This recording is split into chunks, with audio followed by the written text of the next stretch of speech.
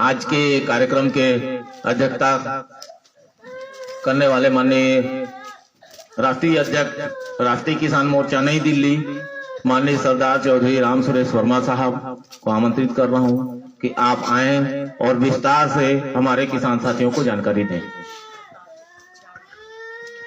धन्यवाद संचालक महोदय। आज आपके गांव में राष्ट्रीय किसान मोर्चा का किसान बचाओ देश बचाओ ईवीएम भंडाफोड़ राष्ट्रव्यापी परिवर्तन यात्रा आई। आप सभी लोगों ने, आप गांव के परिवारों ने, किसान महिला पुरुष जितने भी हैं, सरपंच जी के नेतृत्व में आयोजन में इस गांव में इकट्ठा होकर के ढोल नगारे के साथ माला फूल के साथ स्वागत किया। आप सभी लोगों का जो इस मंच पर बैठे हैं, सामने आप लोग हो, जहां तक हमारी आवाज जा रही है गांव में, जितने भी लोग सुन रहे हैं, उन सभी साथियों को हमारी तरफ से क्रांतिकारी अभिवादन। जय मूल निवासी, जय किसान, जय भारत, जय जवान, जय संविधान, जय जोहार।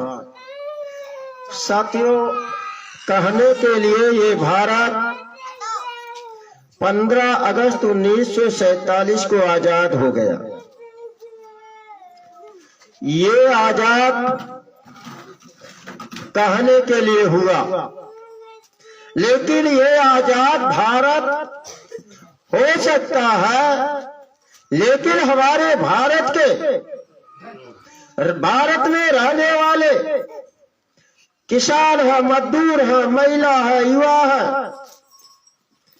बेरोजगार है, उनके नन्हे मुन्ने बच्चे हैं, ये सारे के सारे लोग आजाद नहीं है। आजाद वो होता है जिसके पास कोई समस्या नहीं होती है। पहली बात, आजाद वही लोग होते हैं जिनके पास कोई समस्या नहीं होती है। समस्या अगर आती है तो समाधान करने का अधिकार जिसके पास होता है वही आजाद कहलाता है। जिसके पास समस्या ही समस्या है, समस्या का अंबार लगा है, वो लोग आजाद नहीं है, वो गुलाम लोग हैं। गुलामों को कभी भी इज्जत नहीं मिलती है। आज दुनिया में सबसे ज्यादा मेहनत करने वाले हमारे किसान परिवार की महिलाएं हैं। सबसे पहले जगना होता है, सबसे बाद में सोती। सबके लिए ये खेतों में भी काम करती है, घर आकर के परिवारों की परवरिश भी करती है, खाना बनाती, सेवा करती है, जो बचा खुचा होता वो खा करके सोती। आज ये आजाद नहीं, किसान नहीं आजाद है, मजदूर नहीं आजाद है, महिला नहीं आजाद है, और इस देश का कोई भी व्यक्ति आज आजाद लगभग नहीं है। समस्या तमाम है। हम खेती किसानी करने वाले लोग हैं, हम धान की फसल लगाते हैं, जंगल से हाथी आकर के निकल करके हमारी पकी पकाई फसल नष्ट कर देती है। जंगल से हाथी निकली, हमारे लोगों को पैरों के तले हाथी कुचल करके मार डाल रही है। अभी सरपंच जी ने बताया कितने 205 का रिकॉर्ड हो गया है रायगढ़ में, इस क्षेत्र में 205 किसानों को हाथी ने पटक पटक करके पैरों तले कुचल करके मार डाली। फसल बर्बाद हो गया, लेकिन सरकार, वन विभाग, फॉरेस्टर के ऑफिसर बंदोबस्त नहीं कर पा रहे। ये मुद्दा हमने दिया है, ये तुम्हारे यहाँ ही समस्या नहीं है। हाथी खीरी लखीमपुर उत्तर प्रदेश का दुधवा नेशनल पार्क है, नेशनल पार्क है, वहां शेर निकलते हैं और जो किसान गन्ने के खेत में काम करने जाते हैं उनको शिकार बना करके मार डाल रहा है। छत्तीसगढ़ में हाथी मार रहे, उत्तर प्रदेश में शेर मार रहे हैं। और ये आवारा जो पशु है, गाय है, आवारा गाय है, नील गाय है, वन में रहने वाले सुअर हैं, ये तमाम ऐसे जंगली जानवर हमारे फसलों को बर्बाद कर रहे हैं, हमारे किसानों का जान ले रहे हैं। फिर भी सरकार किसानों की जिम्मेदारी नहीं थी। अगर घेर करना अगर या और कोई उपाय करता है हाथी मार भी, तो किसान को जेल जाना पड़ता है। किसान का जेल, किसान मर जाए मगर परवाह नहीं है।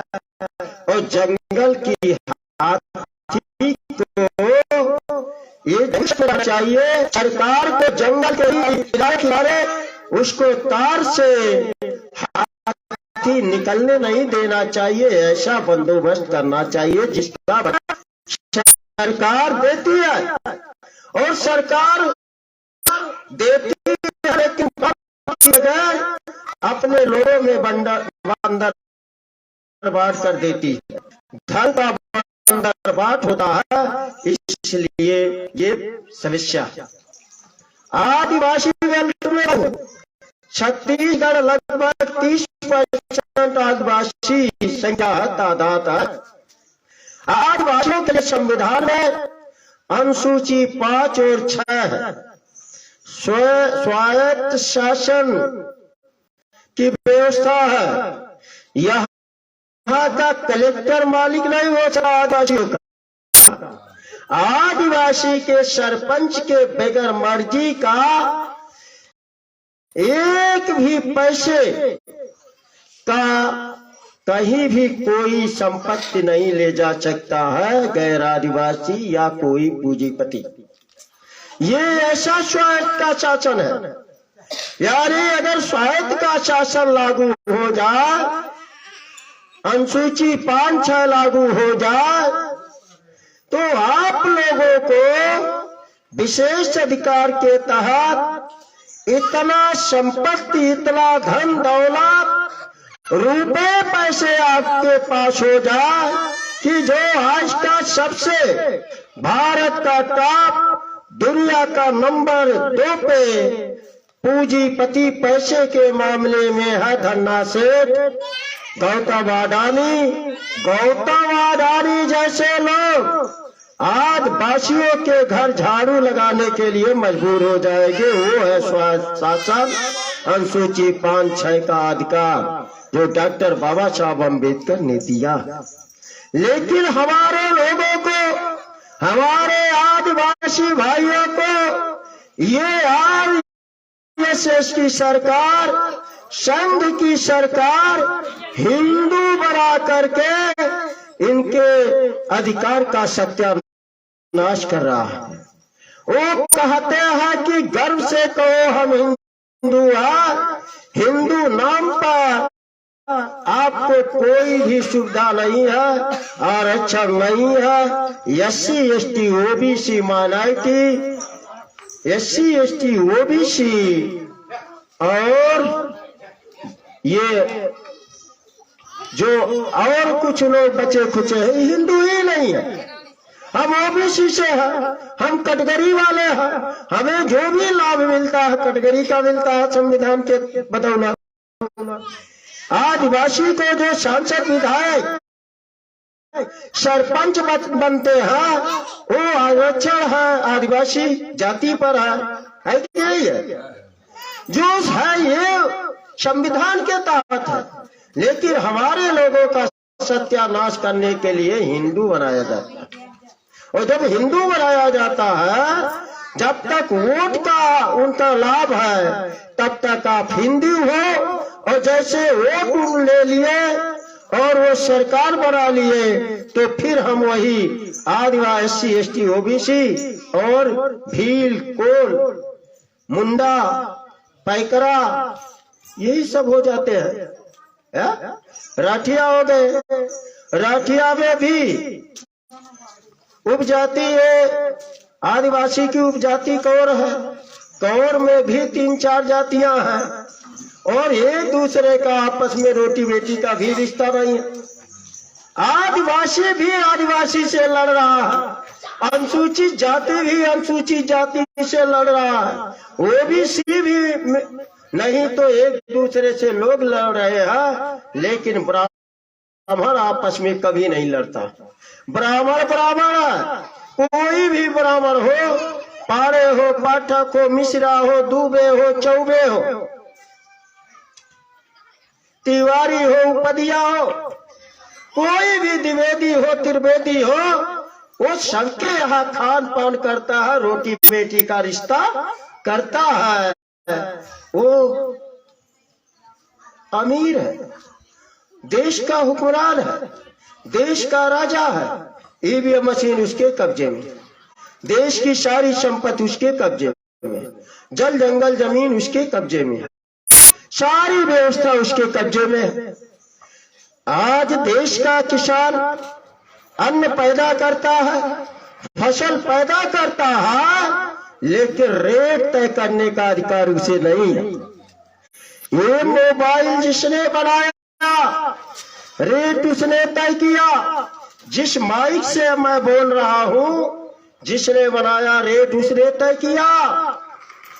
यूरिया धान में डालते हो ना, नाइट्रोजन डालते हो, यूरिया डीएपी डालते हो, जो आप लोग लेते हो उसका रेट जो बनाता वो तय करता है, मगर हम जो खेत में पैदा करते हैं उसका रेट भी तय नहीं कर पाते। जैसे बेटी बेटा पैदा हम करें, नाम लगावे पंडित जी, घर द्वार हम बनावे, गृह प्रवेश करावे पंडित जी, बेटा बेटी पढ़ा लिखा करके शादी जो हम बनावे और लगन लगावे पंडित जी, यानी पैसा लेकर चले जाते हैं।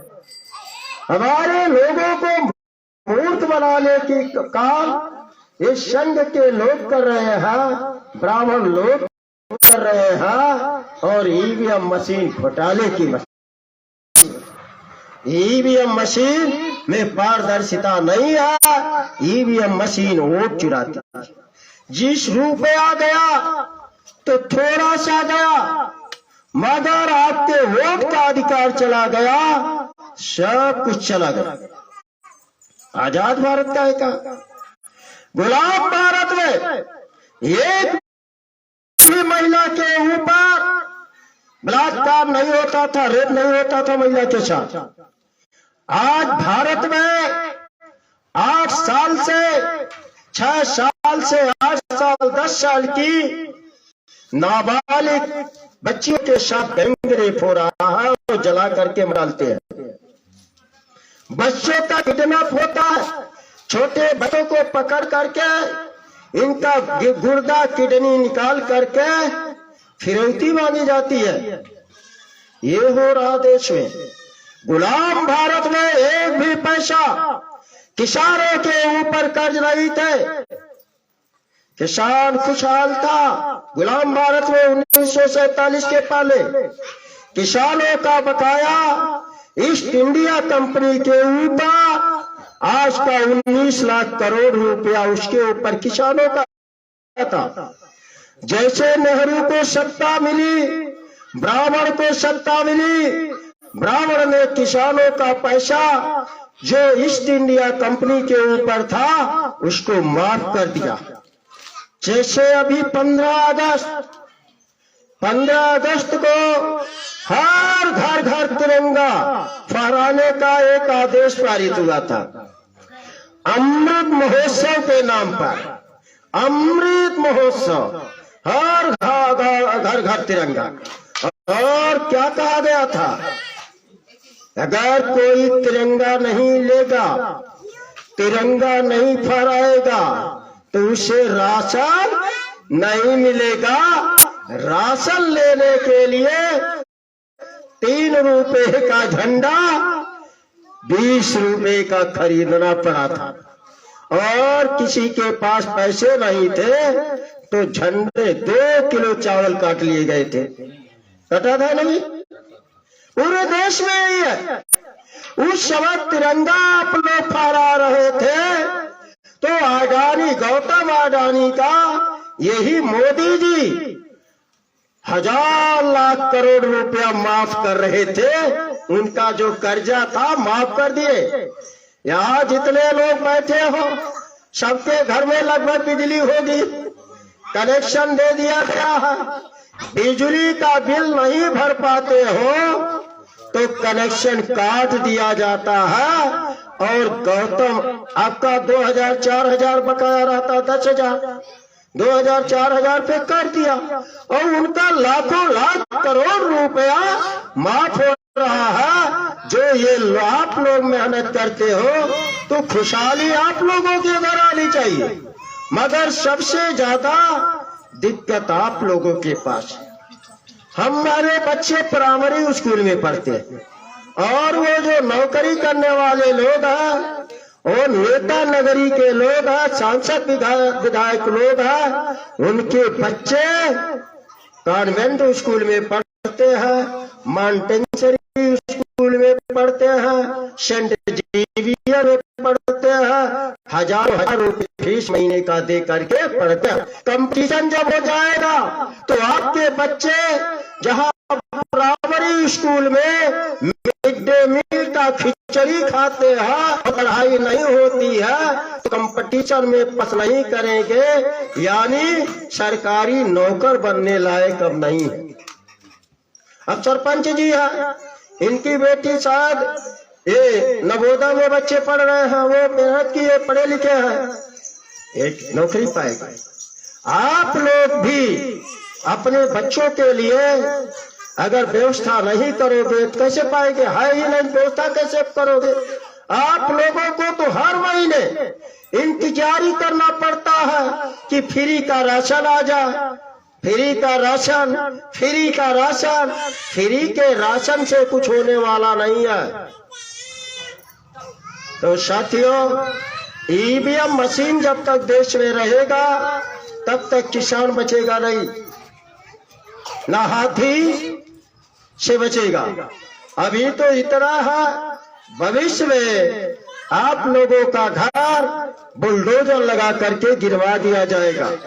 ये अडानी अंबानी, गौतम अडानी अंबानी को दे दिया जाएगा।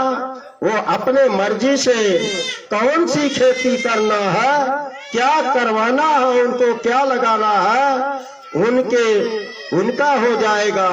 तो ऐसी स्थिति में अभी 24 में अगर एक बार ईवीएम से जीतने वाले जीत गए तो सत्यानाश ही है। आदिवासी भी मारा जाएगा, अनुसूचित जाति भी मारा जाएगा, ओबीसी भी मारा जाएगा। इनसे धर्म परिवर्तित जैनिस्ट है, बौद्धिस्ट है, सिख है, ईसाई है और इस्लाम को मानने वाले मुसलमान भाई है, सारे के सारे लोग मारे जाएंगे, यानी कोई सुखी नहीं रहेगा। तो ऐसी हालात में राष्ट्रीय किसान मोर्चा 6 लाख गांव में यात्रा ले जा रहा है। संदेश 7 लाख गांव से ज्यादा है भारत में, 36 राज्य हैं, 740 जिले के लगभग जिले हैं। तो कम से कम हमारी यात्रा 31 राज्यों में जा रही है और 6 लाख गांवों को, लोगों को जोड़ करके, समझा करके, जोड़ करके आपसी लड़ाई बंद करो। आदिवासी से लड़ना बंद करे, एससी से लड़ना बंद करे, SC/ST OBC से लड़ना बंद करे, OBC SC/ST से लड़ना बंद करे। हम सब एक हैं, हम सब एक हैं, एक ही स्थान से आए हैं और एक ही जगह जाते हैं, एक ही तरह से सबके घर बच्चे पैदा होते हैं और सबके घर वैसे ही मरते हैं। तो इंसान में भेदभाव नहीं है, इंसान इंसान है, लेकिन ये व्यवस्था जानवर बना दिया है। इंसानों को इंसान नहीं। मैं आया हूँ, मैं उत्तर प्रदेश से हूँ। उत्तर प्रदेश तो निश्चित है छत्तीसगढ़ से खुशहाल है। हमारे यहाँ दाल चावल रोटी सब्जी, दाल चावल रोटी सब्जी, मान लीजिए दाल नहीं बना तो चावल रोटी सब्जी तो जरूर बनेगा, सुबह तो चारों चीज बनेगा। लेकिन यहाँ आया तो चावल है चावल, चावल है चावल, समझ रहे हो ना भाई? तो ये हर इंसान को अतिरिक्त खुराक चाहिए, कैलोरी युक्त भोजन चाहिए। अब सरकार क्या दे रही है? जो गर्भवती महिलाएं होती है उन्हें घर घर आयरन की गोलियां बंटती है। ये सतुआ मिलता है ना, सतुआ तेल मिलता है ना, बच्चे पैदा हो जाते हैं, दलिया वलिया मिलता है ना, कभी कभार मिलता होगा और मिलता भी नहीं होगा। ये क्यों मिलता है? ये हमारे लोग कमजोर हैं, हमारे लोगों के पास ब्लड नहीं है, खून की कमी है, इसलिए सरकार गोली दे रही है जिंदा रखने के लिए। और जब जिंदा आप लोग रहेंगे तो सरकार को वोट देते रहेंगे, वो वोट से जीतती रहेगी और आप लोगों को इसी तरह से 5 किलो अन्न पर हर घर में एक नौकरी चाहिए। अगर एक घर में सरकारी नौकरी हो जाए तो कम से कम 35,000 रुपए आने लगेंगे। राष्ट्रीय किसान मोर्चा ने ठाना है कि जब तक हर घर में एक सरकारी नौकरी ना हो तब तक सरकार हर पहली तारीख को, 1 तारीख को 15,000 रुपए पेंशन दे। क्या 15,000 रुपए सम्मान पूर्वक जीने के लिए पेंशन दे, ताकि उनके बच्चे भी बढ़िया स्कूल में पढ़ सकें। और क्या हमारे आवश्यक के पास 8% जमीन है 100 में। अनुसूचित जाति के भाइयों के पास 0.5% जमीन है, ओबीसी के पास 4% है, ब्राह्मण और उनके चेले चपाटों के पास 94% जमीन है। 6% पर 90% और 10% वाले 94% पर खेती कर रहे हैं, बिजनेस कर रहे हैं। हमारे पास है क्या? ऐसी स्थिति में ये जब तक ईवीएम मशीन नहीं हटेगी तब तक देश में खुशहाली नहीं आएगी।